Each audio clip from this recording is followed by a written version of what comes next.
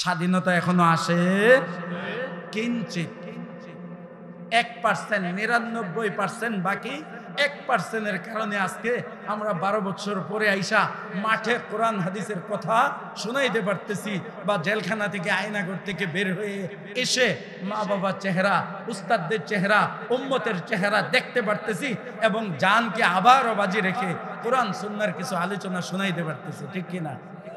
এটাও তো কম না। শুকরিয়া আদায় করি আলহামদুলিল্লাহ রাব্বিল আলামিন। কি বলেন ঠিক কিনা? তাহলে বিজয়ের সামনে বিজয়, এই জন্য আর টেনশন নাই। সব নাটক আমাদের দেখা হয়ে গেছে। কেউ মনে করেন না আমি এই দলের, এই জন্য আপনি নাটক তাদের ব্যাপারে বলেন না। এই দেশ স্বাধীন যখন পাকিস্তান থেকে করেছে, বা পাকিস্তান যখন ব্রিটিশ থেকে করেছে, বা ব্রিটিশ না একেবারে ইসলামী খেলাফত থেকে, সেই মোগল সম্রাটদের থেকে যখন ইংরেজরা এই ভারতবর্ষ দখল করেছে, তখন থেকে আমাদের উপর জুলুম আর অত্যাচার চলতেছিল। আমরা পরাধীন ছিলাম, গোলাম ছিলাম। সুতরাং আস্তে আস্তে আগাইতেছে। সামনের যে বিজয়, সামনের যে আন্দোলন, সামনের যে জেহাদ, এটা হবে চূড়ান্ত। এবং পৃথিবীর যেখান থেকে সূর্য উদিত হয়, সেখান থেকে যেখানে অস্ত যায়, এই পুরাটাই ইনশাআল্লাহ বিজয় হবে। এই বিজয়ের সৈনিক হতে রাজি আছেন তো ইনশাআল্লাহ? প্রথম আয়াতে আল্লাহ সুবহানাহু ওয়া তাআলা বলেন, নবী আপনার জন্য বিজয়। কেন বিজয়? এই জন্য বিজয়, কুরবানির পরে বিজয় আসে, কুরবানির পরে বিজয় আসে, শাহাদাতের পরে বিজয় আসে, তারপরে আন্দোলনের পরে বিজয় আসে, রক্ত দেওয়ার পর বিজয় আসে। ঠিক কি ঠিক না? দিন জিন্দা হোতা হ্যায় হর কারবালা কে বাদ। একটা কারবালার ময়দান তৈরি হয়, তারপরে দিন জিন্দা হয়। ঠিক কি ঠিক না? আল্লামা ইকবাল বলে গিয়েছেন, তো আল্লাহ রসুল রক্ত দিয়েছেন, কারবালা তৈরি করেছেন। রসুল সাল্লাল্লাহু আলাইহি ওয়াসাল্লাম আপনারা জানেন তায়েফে গিয়েছেন, রক্তাক্ত হয়ে মক্কাতে ফিরেছেন। আমার রসুল হারামে সেজদায় অবস্থায় আছে, কাফেররা তার উপরে উটের আর নারী বুড়ি চাপিয়ে দিয়েছে। রসুল হারামে সেজদায়, আল্লাহ রসুলের গলার মধ্যে কাপড় লাগিয়ে তারপরে শেষরানো হয়েছে।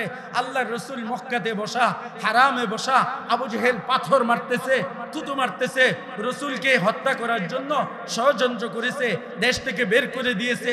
মদিনায় গিয়েছেন, রসুল সেখানেও শান্তিতে ছিলেন না।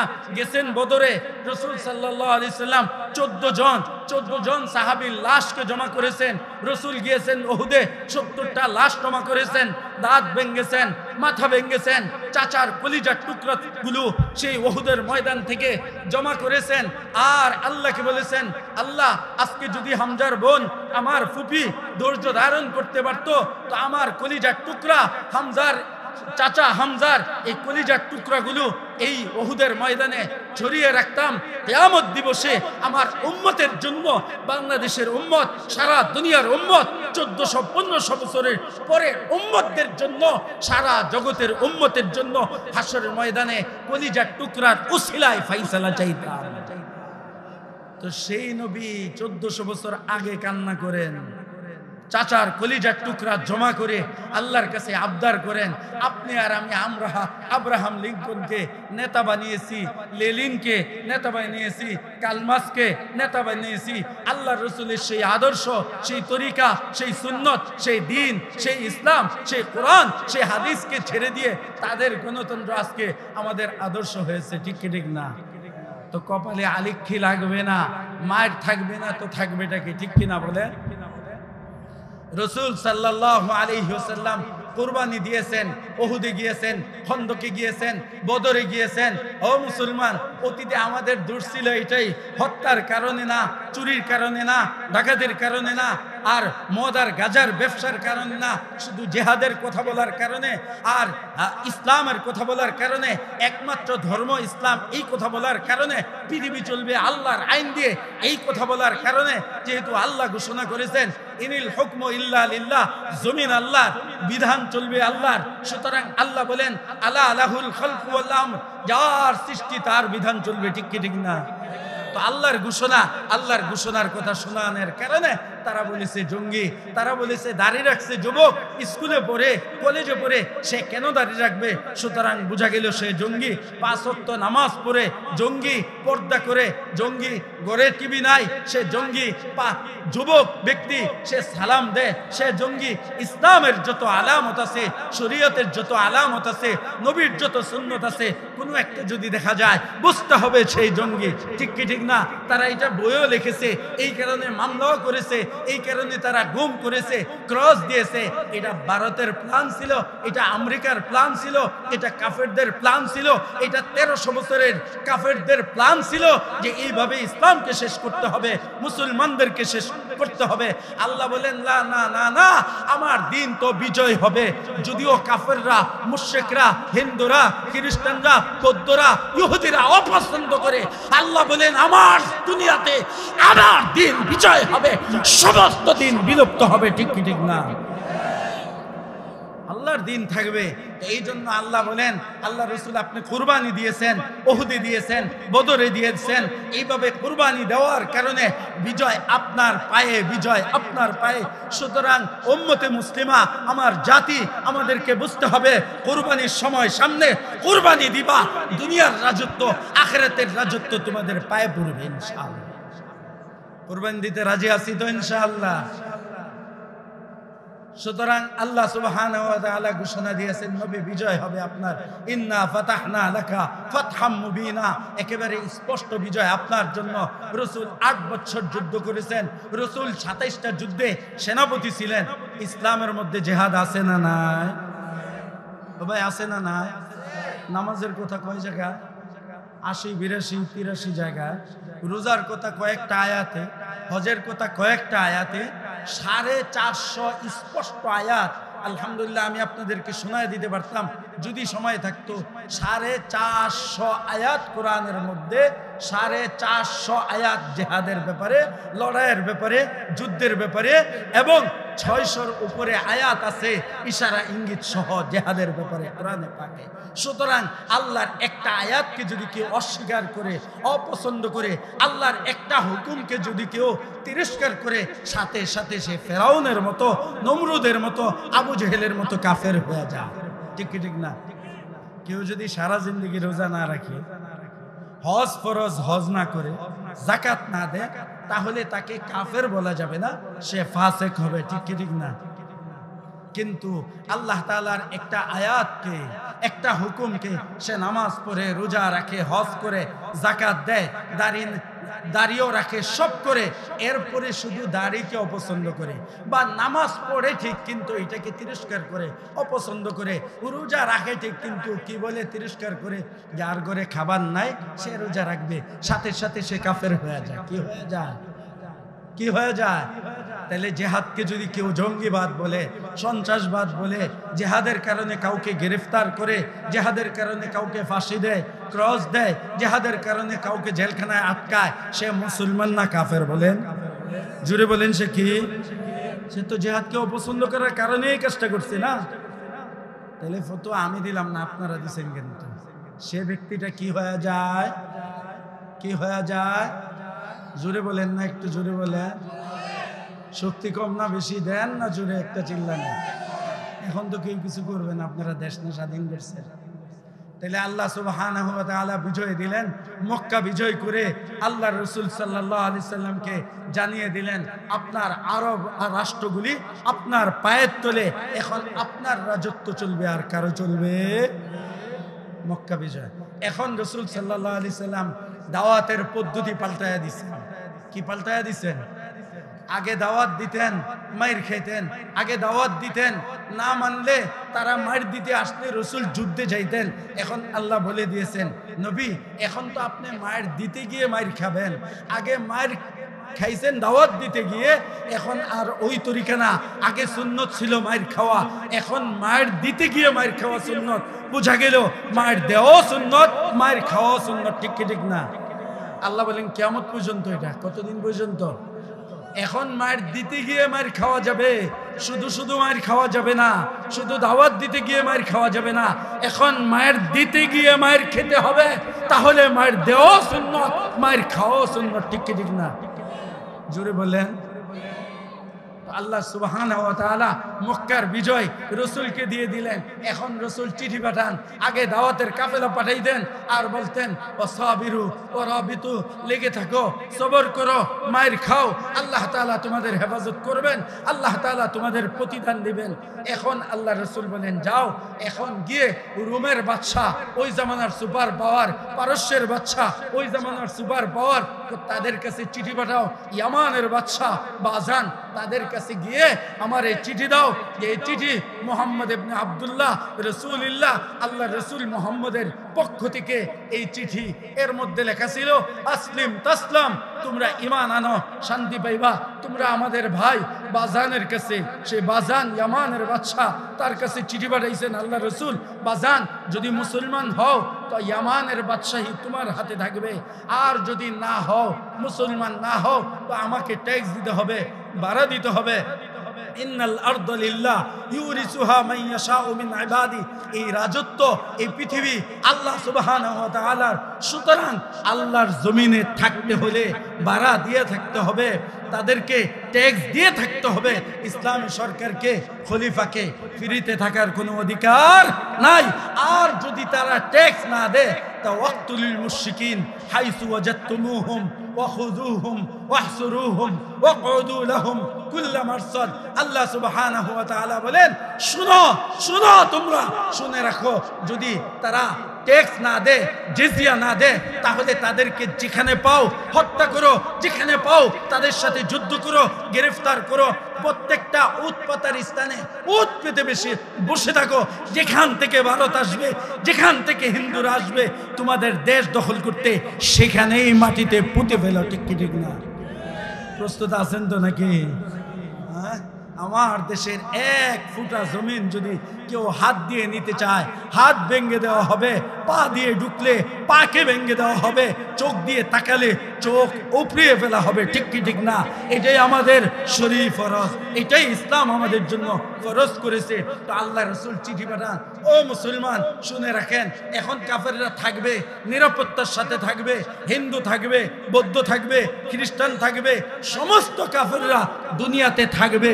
তবে তবে তবে তবে মুসলমান হয়ে থাকতে হবে, তাহলে তারা আমাদের ভাই। যদি মুসলমান না হয়, তাহলে আল্লাহর আইন অনুযায়ী, শরীয়তকে মেনে, ইসলামী খলিফাকে মেনে তারা জিজিয়া দিয়ে, ভাড়া দিয়ে গোলামের মতো থাকবে, গোপনে ইবাদত করবে, তাদের মূর্তি পূজা করবে, তাদের ইবাদত বন্দেগী করবে, তাদের ধর্ম মানবে। তবে ওপেন ভাবে না, রাস্তাঘাটে না, ওপেন মাইক চালিয়ে না, তারপরে আল্লাহর জমিনের মধ্যে ওপেন ভাবে বুক ফুলিয়ে মূর্তিকে সিজদা করা হবে না, কারণ এটা আল্লাহর জমিন, একমাত্র সিজদা হবে আল্লাহর। গোপনে করবে, নিরাপত্তা পাবে, এবং ইসলামী সরকার তাদের পরিবার, তাদের সংসার, তাদের জমি জমা, তাদের সব কিছুকে হেফাজত করবে। তারা জিম্মি হিসাবে থাকবে। জিম্মি মানে ইসলামী সরকারের জিম্মাদারিতে তারা থাকবে, তাদের কোনো ক্ষতি করা হবে না, ভাড়া দিয়ে থাকতে হবে। আর যদি এটা না মানে, তাহলে শরীয়তের হুকুম ওইটাই, যুদ্ধ করে পৃথিবী থেকে তাদেরকে বিদায় করে দেওয়া হবে।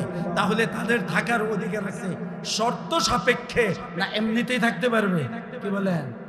শরীয়তের হুকুম। কেন ওলামায়ে কেরাম শোনা না? আগে শোনাইলে জঙ্গি বলতো, আগে শোনাইলে সন্ত্রাসী বলতো, আগে শোনাইলে তাদেরকে ধর্ম ব্যবসায়ী বলতো, আগে শোনাইলে তাদেরকে মৌলবাদী বলতো। যে শরীয়তের মূল জিনিস, কোরআনের মূল জিনিস তারা আলোচনা করে। এই জন্যে আমাদের কপালে ছিল আয়নাঘর, ছিল জেলখানা। হতে থাক, তোমাদের নাটক সব আমাদের জানা আছে, সবগুলি মিথ্যা আর ভুয়া নাটক সাজাইছ। যতগুলি জঙ্গি আস্তানা শিশু হত্যা করেছে, যুবক হত্যা করেছে, মহিলা হত্যা করেছে, সবগুলি বানাওয়া। একটা জঙ্গি আস্তানা ছিল না।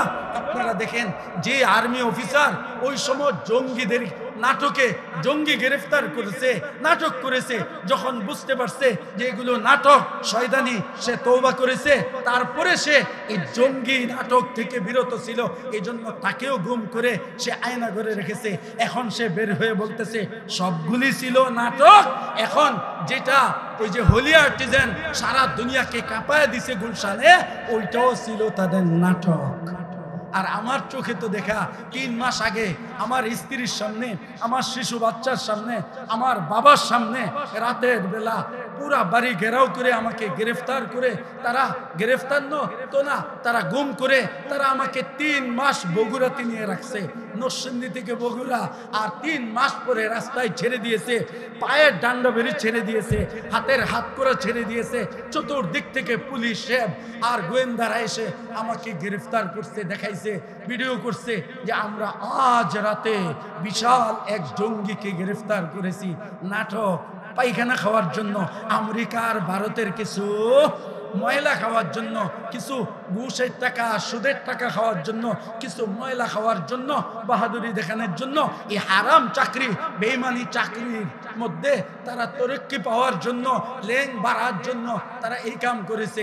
রাতের বেলা গ্রেফতার, সকালবেলা সাংবাদিক সম্মেলন করে বলে যে সেই বগুড়া থেকে, আজকে এই বগুড়া শহর থেকে, ওখানেই প্রকাশ করছে, বগুড়া শহর থেকে আমরা এত বড় জঙ্গিকে গ্রেফতার করেছি। নাটক, বুঝতেছেন? সুতরাং নাটকের দিন শেষ, বলেন না? নাটকের বেল শেষ, ইসলাম আসতেছে। সুতরাং আমরা সেই বিজয়ের আশায় আছি। তো বলতেছিলাম আল্লাহ রসুলকে আল্লাহ বিজয় দিয়েছেন, এখন আল্লাহ রসুল চিঠি পাঠান। এটা আমরা এই কথাগুলি বলে ফেলি।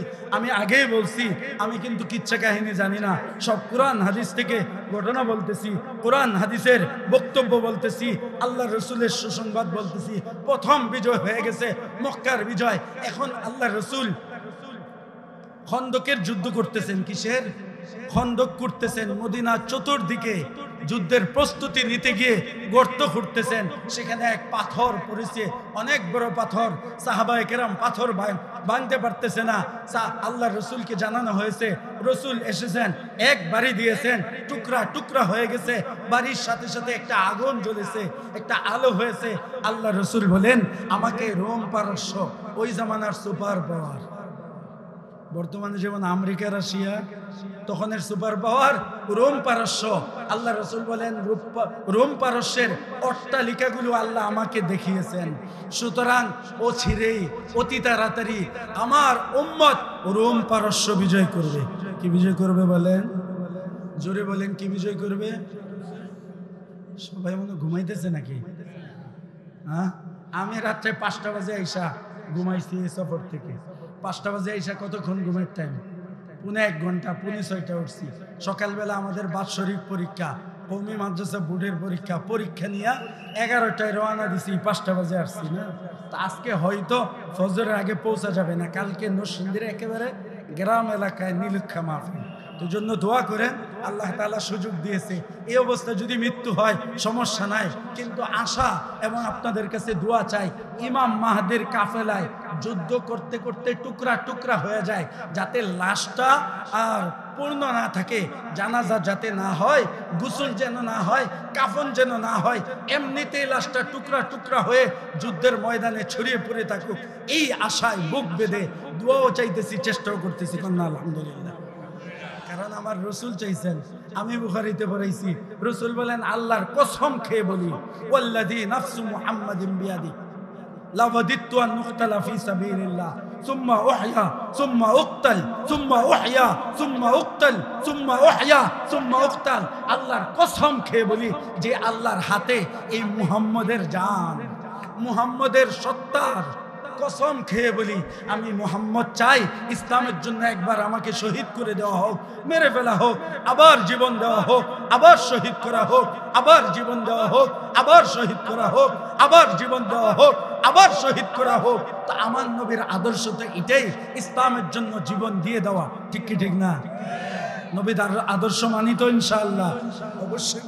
তো আল্লাহ রসুল ওই ঘোষণা দিলেন, ও ছিঁড়েই রোম পারস্য আমার উম্মত বিজয় করবে।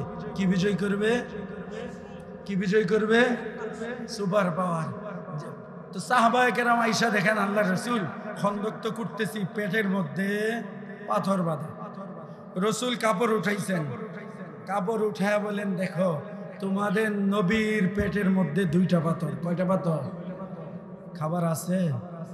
আছে। অস্ত্র তো এর আগে বদরের যুদ্ধ করেছেন, মাত্র 2টা তরবারি। হযরত আলী রাদিয়াল্লাহু তাআলা আনহু আল্লাহ রসুলের কাছে তরবারি চাইছেন, খেজুরের ডাল ভাঙা দিয়েছেন। কি বলেন? হ্যাঁ, অনেকের হাতে কোনো অস্ত্র ছিল না, তাইলে এই নবী চিন্তা করে কি যে রোম পারস্য বিজয় করবে? কথা 99% সত্য না 100% সত্য? সাহাবায়ে কেরাম 100% বিশ্বাস করেছেন অচিরে ইনশাআল্লাহ এই উম্মত রোম পারস্য বিজয় করবে। কিন্তু মুনাফিকরা তো মুখ দিয়ে ইসলাম আনে, মুখ দিয়ে বলে নামাজি, মুখ দিয়ে ইলেকশনের আগে নামাজ পড়ে, দেখেন না নামাজ পড়ে, মুখ দিয়ে মাহফিলে আইসা বাহাদুরি দেখা, আমরাও ইসলাম মানি, আমরাও ইসলাম চাই, আমরাও মুসলমান, আমার দাদাও আলেম ছিল। কিন্তু সংসদে বসে প্রত্যেকটা আইন করে কোরআন বিরোধী, হাদিস বিরোধী, কিয়ামত পর্যন্ত যে আইন আল্লাহ করেছেন, মদ হারাম, জুয়া হারাম, তারপরে আল্লাহ আইন করেছেন যে জিনা হারাম, তারা লাইসেন্স দিয়ে দিয়ে হালাল করে। আল্লাহ রসুল বলেন যে তারা কাফের হয়ে যায়, কারণ আল্লাহর আইনে হাত দেওয়ার অধিকার কারো আছে? আবার আল্লাহ হালাল করেছেন কি বিয়ে? বাল্য বিয়ে। বাল্য বিয়ে হারাম না হালাল? বলেন না? হাই হাই হাই, উম্মত এখনোই ভুলে গেছে 30 বছর পরে 20 বছর পরে কি হবে। বাল্য বিয়ে শুধু হালাল না সুন্নত? বলেন না? বাল্য বিয়ে কি? 4টা বিয়ের কথা এই উম্মতকে আল্লাহ রসুল অনুমতি দিয়েছেন। উম্মত 4টা বিয়ে করতে হবে, পারবে যদি যোগ্যতা থাকে, যদি ক্ষমতা থাকে। 4টা বিয়া। এই জন্য আমি বলি 4টা বিয়া 4 তরিকায় করবা, 4টাই সুন্নত হবে। একটা বিয়া তো স্বাভাবিকভাবে তোমাদেরকে যেটা করানো হয়, 17 বছর 18 বছর এক যুবতী নারীর সাথে বয়সের সাথে মোটামুটি ফিট খায় না, এটাও সুন্নত আল্লাহ রসুল করেছেন, ঠিক কি ঠিক না? দ্বিতীয় নম্বর সুন্নত, তোমরা বিয়া করবা নিজের থেকে বয়স্ক বেশি। দ্বিতীয়টা, হযরতে আম্মা খাদিজার বয়স রসুল 25 বছর, খাদিজার বয়স 45, তাইলে অনেক বড়। তাহলে একটা বিয়া করবা তোমরা কি নিজের বয়স থেকে বেশি, এটাও কি সুন্নত? বলেন নাকি? তাইলে কয়টা হলো বিয়া? 2টা। 3 নম্বর বিয়া হবে বিধবা বিয়া, যার একবার বিয়ে হয়েছে, হয়তো স্বামী তালাক দিয়ে দিছে অথবা মারা গেছে, এমন বিধবা বিয়া, এটাও সুন্নত আল্লাহ রসুল করেছেন কিনা বলেন? হ্যাঁ, তাহলে 3 নম্বরটাও সুন্নত। 4 নম্বর, হযরতে আয়েশা রাদিয়াল্লাহু তাআলা আনহা, যার বিয়ার অনুমতি না শুধু, যার বিয়ার হুকুম আকাশ থেকে আল্লাহ করেছেন, নবী আপনি আয়েশাকে বিয়ে করেন। 6 বছর বয়স আয়েশার, আর রসুলের বয়স কত? 40 বছরের ঊর্ধ্বে, কারণ 40 বছরে নবুয়ত পাইছেন, এরপরে বিয়ে করেছেন। সুতরাং আরেকটা বাল্য বিয়া হবে, এটাও সুন্নত। আল্লাহ বলছেন হালাল বাল্য বিয়া, আল্লাহ করেছেন হালাল জিহাদ। আর তারা বসে বসে জঙ্গিবাদের নামে জিহাদকে অবৈধ করে, বাল্য বিয়াকে অবৈধ করে পুলিশ দিয়া ধরায়। আল্লাহর কসম করে বলি, বাল্য বিয়া না করলে গুনাহ হবে না, করলে সওয়াব হবে, তবে বাধা দিলে কাফের হয়ে যাবে। বলেন না? কারণ শরীয়তের হুকুমের বিরুদ্ধে করতেছে। তিরস্কার করলে, পুলিশ দিয়া ধরাইলে, মামলা করলে, গ্রেফতার করলে তারা শরীয়তের বিরোধিতার কারণে কাফের হয়ে যাবে, এর মধ্যে কোনো সন্দেহ নেই। বুঝতেছেন? তাইলে আল্লাহ রসুল সাল্লাল্লাহু আলাইহি সাল্লামের এই সুন্নতটাও পালন করতে হবে। তো আল্লাহ রসুল সাল্লাল্লাহু আলাইহি সাল্লাম ওই অবস্থায় 100% সত্য কথা বলেছেন, বিজয় হবে। মুনাফিকরা যেহেতু মুনাফিক, উপর দিয়ে মুসলমান, ভিতরে কুফরি, এই জন্য গণতন্ত্র প্রতিষ্ঠার জন্য জীবন দেয়, আর মুসলমান তারা ইসলাম প্রতিষ্ঠার জন্য জীবন দেবে। ঠিক কি ঠিক না? তো দ্বিতীয় বিজয় আগাইতেছে, কিন্তু আমরা বিজয়ের দিকে যাচ্ছি। তো আল্লাহ রসুল বলেছেন বিজয় হবে। মুনাফিকরা হাসতেছিল, কাফেররা তো হাসতেছে, মুনাফিকরাও হাসতেছে। মুহাম্মদ বলে কি চিন্তা করছো? পেটে খাবার নাই, অস্ত্র নাই, উন্নত পোশাক নাই, যুদ্ধ করার জন্য মদিনার চতুর্দিকে গর্ত করতে হয়, না হয় মদিনা বাঁচাইতে পারে না, স্ত্রী সন্তান বাঁচাইতে পারে না, বাবা মা বাঁচাইতে পারে না, নবী বাঁচাইতে পারে না, মসজিদে কুবা বাঁচাইতে পারে না, আর সেই নবী চিন্তা করে রোম পারস্য বিজয় করা। মুনাফিকরা কি করতেছিল? হাসতেছিল। 1400 বছর পরেও মুনাফিকরা হাসে। কি কারা হাসে? মুনাফিকরা হাসে। মুনাফিকরা হাসে কারণ মোল্লা ওমর হুজুর মানুষ, নবীর অনুসারী, নবীর উম্মত, 1400 বছর পরের উম্মত। তৃতীয় ওমর, প্রথম ওমর ওমর ইবনুল খাত্তাব, দ্বিতীয় ওমর ওমর ইবনে আব্দুল আজিজ, তৃতীয় ওমর মোল্লা ওমর। ওই মোল্লা ওমরও ঘোষণা দেয় আমরা বিজয় হব। কারণ 2001 সালে যখন পুরা দুনিয়াকে সাথে নিয়ে বুশ ঘোষণা দিল সব আমাদের সাথে, ভারত আমাদের সাথে, পাকিস্তান তো বেশ্যা মহিলার মতো, এমনই বলবো আমি। বেশ্যা মহিলার মতো সব খুলে দিয়েছে। আকাশ আমেরিকার জন্য উন্মুক্ত, নৌবন্দর উন্মুক্ত, বিমানবন্দর উন্মুক্ত, সব আমেরিকাকে দিয়েছে। বরং আফগানের প্রতিবেশী মুসলমান নামদারি মুনাফিক সরকার সব আমেরিকাকে, রাশিয়ার সমর্থন, সারা দুনিয়া নিয়ে আসছে। বাংলাদেশ গরিব ফকির, সৈন্যও দিতে পারে না, অস্ত্রও দিতে পারে না, টাকাও দিতে পারে না। তো ফকিরের মতো আমরাও যখন কোনো ফকির আমাদের কাছে আসে, এসে বলে হুজুর 10টা টাকা দেন খাওয়ার জন্য, যদি পকেটে হাত দিয়া দেখি টাকা নাই, তো কি বলি, বাবা রে এখন তো টাকা নাই, দোয়া দিতেছি, আল্লাহ দিব, অন্য জায়গায় গিয়া চাও, আল্লাহ তাআলা বরকত দান করুক। দোয়া দেয় কি দেয় না বলেন ভাই? দোয়া দেয় কি না? তো বাংলাদেশে আমি বলি দোয়া, এখন কি দোয়া দিছে, এটা বদদোয়া না হক দোয়া আপনারাই বুঝবেন।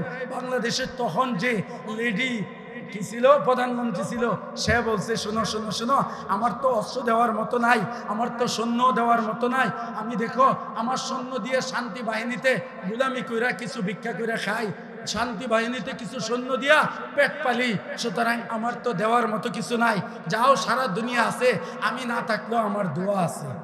অর্থাৎ সমর্থন দিছে। কথা বুঝতেছেন? সমর্থন দিছিল না, যে আমি সমর্থন দিলাম। তাইলে আফগানিদের সাথে কেউ নাই, আর তাদের সাথে সারা দুনিয়ার সকলে আছে, সব আছে। আল্লাহ বলেন ওয়ালা তাহিনু ওয়ালা তাহজানু ওয়া আনতুমুল আ'লাউনা ইন কুনতুম মুমিনিন। নবী টেনশন করেন না, পেরেশান হয়েন না, হিম্মত হারায়েন না। যদি ঈমান থাকে বিজয় আপনাদের। তোমাদের দাবটি যা আছে, পুলিশ যে কয়জন ইমানদার আছে, আর্মি যে কয়জন ইমানদার আছে, র্যাব যে কয়জন ইমানদার আছে, ঘরের মধ্যে সাপাল আর বটি দা যাই আছে, তা দিয়েই যথেষ্ট। যদি ঈমান তোমাদের সাথে থাকে, ঈমান যত মজবুত হবে, তোমাদের বিজয় তত তাড়াতাড়ি আসবে। ঠিক কি ঠিক না? আল্লাহ বলেন ঈমানের সাথে যা আছে তা দিয়েই ভারত আসো, তোমার 23 লক্ষ না কত লক্ষ সৈন্য, সমস্যা নাই। আমার দেশের 1 লক্ষ সৈন্য, 18 কোটি মুসলমান আছে, শুধু দা বটি নিয়ে নেবে। আল্লাহর কসম, তোমরা তো গরুর পেশাব আর পায়খানা খেয়ে আসবে, জমিন আর পাহাড় বরাবর করে দিবা। আল্লাহর কসম করে বলি, আল্লাহর কসম করে বলি, বিজয় হবে আমাদের। কারণ আমরা ঈমানের পরীক্ষা দিয়েছি, মাথা নত করি না। মুসলমান না বিকতে হ্যাঁ না ঝুঁকতে হ্যাঁ, মুসলমান বিক্রি হয় না, মাথা নত করে না। আল্লাহ ছাড়া কারো সামনে, কোনো সরকারের সামনে, কোনো ক্ষমতার সামনে, জেলের সামনে, কোনো আদালতের সামনে, কারণ একবার যার সামনে মাথা নত করেছি, আল্লাহর কসম জীবন দিব, ফাঁসিতে ঝুলবো, তারপরও কোনো তাগুতের সামনে, কোনো আদালতের সামনে, কোনো সরকারের সামনে মাথা নত করবো না। তো মোল্লা ওমর বলতেছিল, ইংরেজরা 3 বার আসছে, মাথা নত করি নাই, জীবন দিয়েছি, সন্তানকে এতিম করিয়েছি, বাবা মাকে সন্তান হারা করেছি, স্ত্রীকে আমরা বিধবা বানিয়েছি, মাথা নত করি নাই। রাশিয়ার সাথে 20 বছর যুদ্ধ করেছি, মাথা নত করে নাই। আমেরিকা পুরো পৃথিবী নিয়ে আসো, বিজয় আমাদের। আমাদের রব বলেছেন ঈমান থাকলে আলহামদুলিল্লাহ, ঈমান আছে। শুনে রাখ, 20 বছরের যুদ্ধ এটা, এবং 20 বছর পর আফগানিদের, মুসলমানদের বিজয় হবে। তুমি কয়েকদিনের চিন্তা করো না। আলহামদুলিল্লাহ, মোল্লা ওমর 8 বছর পরে ইন্তেকাল করেছেন, দুনিয়া থেকে বিদায় নিয়েছেন। মোল্লা ওমরের ছেলে বর্তমান স্বরাষ্ট্রমন্ত্রী মোল্লা ইয়াকুব জালালউদ্দিন হক্কানি বিদায় নিয়েছে, সিরাজউদ্দিন হক্কানি বর্তমান নায়েবে আমির। তারপরে এইভাবে মোল্লার আমিরে আলহামদুলিল্লাহ 19 বছর 5.5 মাস পরে আফগান বিজয় করে শরীয়ত আর খেলাফত কায়েম করেছে। ঠিক কি ঠিক না? মুনাফিকরা হাসতেছিল, বলে কি মোল্লা ওমর কি আছে এদের, সারা দুনিয়া আসতেছে, হাজার না লক্ষ লক্ষ সৈন্য অস্ত্র নিয়ে আসতেছে, আর তারা বলতেছে তারা নাকি বিজয় হবে। আল্লাহর কসম, আল্লাহ সুবহানাহু ওয়া তাআলা দেখায় দিলেন যে বিজয় তো কার, মুসলমানদের। 19 বছর 5.5 মাস পরে পুরা দুনিয়ার কপালে লাথি মেরে, জুতা মেরে, তারপরে মোল্লা ওমরের দল তালেবান মুসলমানরা বিজয় লাভ করেছে, আল্লাহ রসুল বলেছেন যে বিজয় হবে অচিরে, রোম পারস্যের বিজয়। তখন আল্লাহ রসুল সাল্লাল্লাহু আলাইহি ওয়াসাল্লামের ঘোষণা শুনে মুনাফিকরা বলতেছিল, হাসতেছিল আল্লাহ রসুলের কথা। সাহাবায়ে কেরাম ঈমানদাররা বিশ্বাস করতেছিল যে আল্লাহর কসম 100% মুহাম্মদের কথা সত্য, সুতরাং বিজয় হবে। আল্লাহ রসুল বিদায় নিয়েছেন দুনিয়া থেকে। সিদ্দিক আকবর 2 বছর, তারপরে ওমর ইবনুল খাত্তাব পৃথিবীতে আসছেন, বাদশা হিসাবে রাজত্ব গ্রহণ করেছেন। উমরের জামানায় রোম পারস্য বিজয় করে সারা দুনিয়া সকল সম্পদ উমরের পায়ের নিচে, আর পারস্যের বাদশা সহ তাদের মেয়েদেরকে সহ তাদের সকল সম্পদ সহ তাদের সেই স্বর্ণ রূপা অলঙ্কারের কোটি কোটি হাজার হাজার কোটি টাকার সেই মাথার মুকুট সহ উমরের পায়ের নিচে এসেছে। পৃথিবী দেখেছে রোম পারস্য বিজয় করে হযরতে ওমর অর্ধ দুনিয়ার বাদশা হয়েছেন। ঠিক কি ঠিক না? ওমান নাসতাকু মিনাল্লাহি হাদিসা ওমান নাসতাকু মিনাল্লাহি কিলা। তোমার রবের চেয়ে সত্যবাদী আর কে? তোমার রব প্রথমে বলেছে মক্কার বিজয় মুহাম্মদের হাতে, তোমার রব বলেছে ওমর ইবনুল খাত্তাবের হাতে রোম পারস্যের বিজয়। ও মুসলমান, তৃতীয় বিজয় সত্য কি সত্য হবে না বলেন তো? কারণ আল্লাহর ঘোষণা, নবী মুহাম্মদের ঘোষণা। সময় একেবারে শেষের দিকে, আর মাত্র 5 মিনিট। তো শুনে রাখেন, আমি সংক্ষেপে বলতেছি, বিস্তারিত আলোচনার সুযোগ নাই। আল্লাহ যদি আবারও কখনো কোথাও সাক্ষাৎ করে বিস্তারিত আলোচনা হবে। তৃতীয় বিজয়, আল্লাহ রসুল তাবুকের যুদ্ধ থেকে আসছেন, 2 মাসের সফর ছিল, একেবারে ধুলি বালিতে আহত হয়ে রসুল ক্লান্ত অবস্থায়। যখন রসুল কোনো সফরে যাইতেন, সর্বশেষ হযরতে ফাতেমা থেকে বিদায় নিতেন। আবার যখন আসতেন, সর্বপ্রথম ফাতেমার সাথে সাক্ষাৎ করতেন।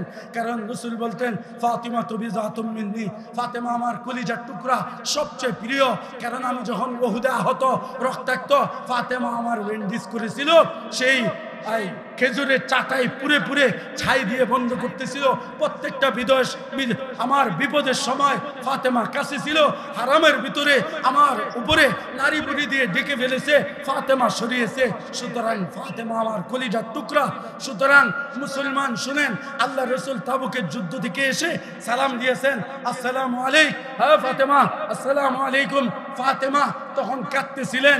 হাসি খুশি হবেন, বাবা আসছে, ফাতেমা কাঁদতেছেন। আল্লাহ রসুল বলেন মা ইউবকি কিয়া ফাতেমা, ফাতেমা বাবা আসছে, তুমি কেন কাঁদতেছো? তোমার তো খুশি হওয়ার কথা। তখন ফাতেমা বলছিল, আল্লাহ রসুল আমি তো দেখেছি তায়েফ থেকে রক্তাক্ত অবস্থায় এসেছেন, আমি দেখেছি ওহুদে মার খেয়েছেন, আমি দেখেছি আপনাকে সে হারামের ভিতরে রক্তাক্ত করা হয়েছে, পাথর মারা হয়েছে, গলায় কাপড় লাগিয়ে শেষরানো হয়েছে, নারী বুড়ি চাপিয়ে দেওয়া হয়েছে। এই সকল কষ্ট দেখেছি। আজকে এই বৃদ্ধ অবস্থায় 2 মাসের সফর থেকে সেই রুমের সেই এলাকা থেকে আপনি এসেছেন। আমার কি মনে চায় না মেয়ে হিসাবে, আপনার কলিজার টুকরা হিসাবে, যে বৃদ্ধ বাবা শেষ বয়সে ক্লান্ত অবস্থায় যে কিছুদিন এই বাবার খেদমত করব, 2-4টা রাত বাবা আরামে ঘুমাবে আর আরামে খাবে, এই কারণে আমি কি কাঁদতে পারি না? আমার কান্না আসতে পারে না? আল্লাহ রসুল ঐতিহাসিক সুসংবাদ তখন দিয়েছেন, ও উম্মতে মুসলিমা, আর টেনশন করো না, পেরেশান হয়ে না, তোমাদের জীবদ্দশা ইনশাআল্লাহ বিজয় শুরু হয়ে গেছে, ইনশাআল্লাহ চূড়ান্ত পর্যায়ে পড়বে। আল্লাহ রসুল তখন বলেছেন, ফাতেমা শুনে রাখ, লা ইয়াবকা আলা যহরিল আরদি বাইতু মাদারিন ওয়ালা ওয়াবারিন ইল্লা আদখালাহুল্লাহ কালিমাতাল ইসলাম বিইজ্জি আজিজিন আও যিল্লি জালিলিন। ফাতেমা শুনে রাখো, এমন একটা সময় আসবে পৃথিবীর এক প্রান্ত থেকে আরেক প্রান্ত পর্যন্ত, মিন মাশারিকিল আরদি ইলা মাগারিবিহা, যেখানে সূর্য উদিত হয়, যেখানে অস্ত যায়, এই পুরাটার মধ্যে কাঁচা পাকা প্রত্যেকটা গ্রামে, প্রত্যেকটা এলাকায়, প্রত্যেকটা ঘরে ঘরে একমাত্র কালিমাতুল ইসলাম, তোমার বাবার কালিমাই থাকবে, আর কিছুই থাকবে না। সুসংবাদ তখন দিয়েছেন তাবুক থেকে ফিরে। ও আমার মুসলিম জাতি, শুনে রাখেন, আল্লাহ রসুল তখন বলেছেন, আল্লাহ আয়াত নাজিল করেছেন, 3য় আয়াত, বিজয় দিব, পুরা দুনিয়ার বিজয়। আল্লাহ রসুল বলেন, আমার বংশে, আমার নামে, আমার বাবার নামে তার বাবার নাম, আমার মার নামে তার বাবা মার নাম, আমার বংশ থেকে জন্ম নিবে, আমার সে হাশমি গুচ্ছ থেকে হবে। আল মাহদি মিন্না মিন আহলিল বাইত, ইমাম মাহদি আসবে, সারা দুনিয়া দখল করবে। যারা তার রাজত্ব মেনে নিবে বেঁচে যাবে, যারা মানবে না তাদেরকে কচু কাটা করে পৃথিবী থেকে বিদায় করা হবে। সুতরাং তোমরা ঈমান যদি আগে নিয়ে আসো, তোমরা রাজত্ব পাইবা, ইজ্জত পাইবা। ও মুসলমান শুনে রাখো, ইমাম মাহদী আসবে, সারা দুনিয়া দখল করবে। হযরত ঈসা আকাশ থেকে 2 ফেরেশতার কাঁধে বর করে দুনিয়াতে আসবেন, ইহুদিদের সাথে যুদ্ধ করে দাজ্জালকে হত্যা করে পুরা পৃথিবী 40 বছর একমাত্র ইসলাম আর খেলাফত চালাবেন পুরা শরীয়ত অনুযায়ী। সুতরাং সময়টা কাছে। আল্লাহ রাসূল বলেন যে ইমাম মাহদী আত্মপ্রকাশ করার পর সর্বপ্রথম খুরাসান থেকে কালো পতাকাধারী একদল খুরাসানি যোদ্ধা আসবে। ইমাম মাহদীর প্রথম কাফেলা হবে। ও মুসলমান, খুরাসান হলো আফগান। দেখো তাকিয়ে, কালো পতাকা, কালিমার পতাকা। যেহেতু পুরা পৃথিবীর মুসলমানদের একমাত্র পতাকা কালিমার পতাকা। একমাত্র পতাকা কি? আর কোন পতাকা মুসলমানদের পতাকা না, এটি কাফেররা হাতে উঠাইয়া দিছে। প্রত্যেকটা হলো জাতীয়তাবাদের পতাকা। বাঙালি জাতি, হিন্দুস্তান জাতি, পাকিস্তানি জাতি। আল্লাহ রাসূল বলেন জাতীয়তাবাদ কুফরি, আমি জুতা দিয়ে মারিয়ে ফেললাম এই জাতীয়তাবাদকে। আমার পুরা পৃথিবীর মুসলমান ভাই ভাই, এক রাষ্ট্র, এক ভাই ভাই, একটা দেখেন নাই।